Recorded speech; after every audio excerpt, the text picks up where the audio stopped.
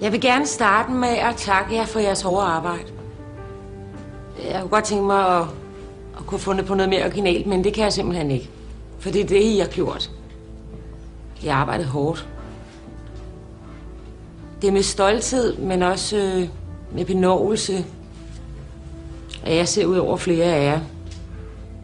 Amir, på trods af alt, hvad vi har været igennem, så smed du, hvad du havde i hænderne, da jeg spurgte, om du ville være med her. Jeg har altid vidst, at du er en dygtig politiker. Men alligevel kom det bag på mig, hvor præcist, elegant og benhårdt du er i stand til at føre så skrøbelige forhandlinger, som dem, vi har været igennem de sidste 72 timer. Tak, Amir. Bent Sejerø, hvor har jeg ham?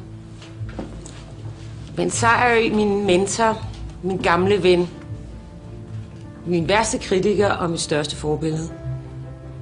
Tak, fordi du valgte at tage med på den her rejse. Tak, fordi at du insisterede på at blive ved, selv da jeg blev bekymret for dit helbred. Fremover lover jeg kun at sige, hold kæft og tag din medicin. Prøv lige tæt på fjernsynet, vi på CNN. This just in, the Danish-led effort to stop the war between North and South Kowloon has managed to secure an agreement.